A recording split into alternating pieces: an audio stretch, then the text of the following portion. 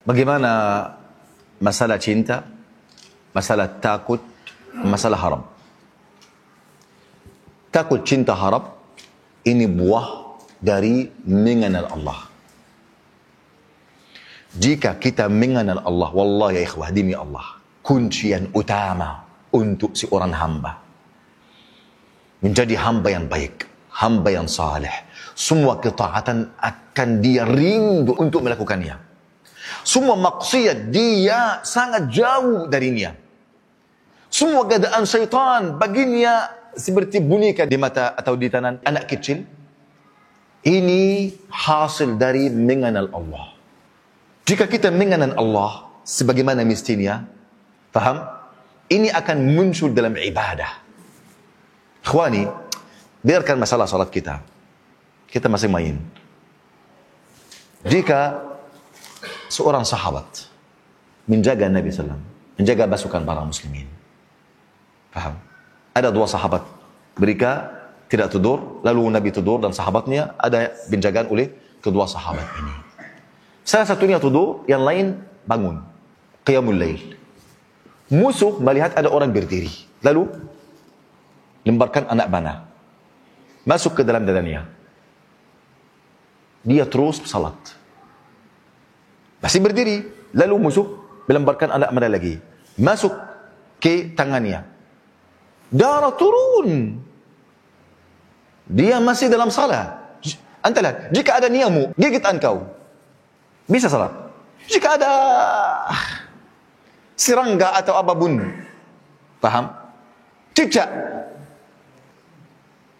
kita lakukan apa? Kita terbang keluar dari salat.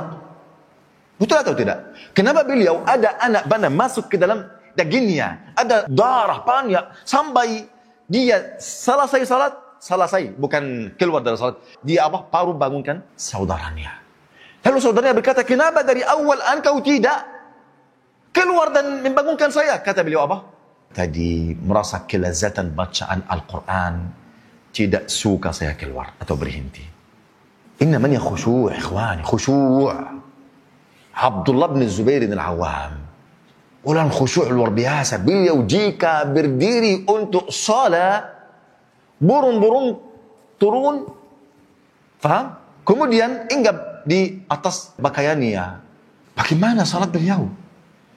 Bahkan jika ada perang, Al-Hajjaj bin Yusuf Al-Thaqafi sudah menirani Abdullah bin Zubair. Jika Abdullah bin Zubair Amir Mu'minin pada waktu ini, datang Al-Hajjaj bin Yusuf Al-Thaqafi bersama pasukan Bani Umayyah, lalu melemparkan batu besar, namanya manjaniq, paham? Ke arah Ka'bah. Karena Abdullah bin Zubair berada di sana. Dan waktunya Abdullah bin Zubair salat di hadapan Ka'bah. Salat.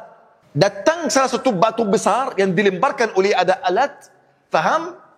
Dia datang dari arah dekat sekali sama Abdullah bin Zubair dan menghancurkan sebagian dari Ka'bah. Beliau tidak keluar dari salat. Al-Imam Al-Bukhari rahimahullah ta'ala berdiri untuk salat dalam masjid, lalu ada darah dari bawah pakaian, apa? Darah turun. Paham?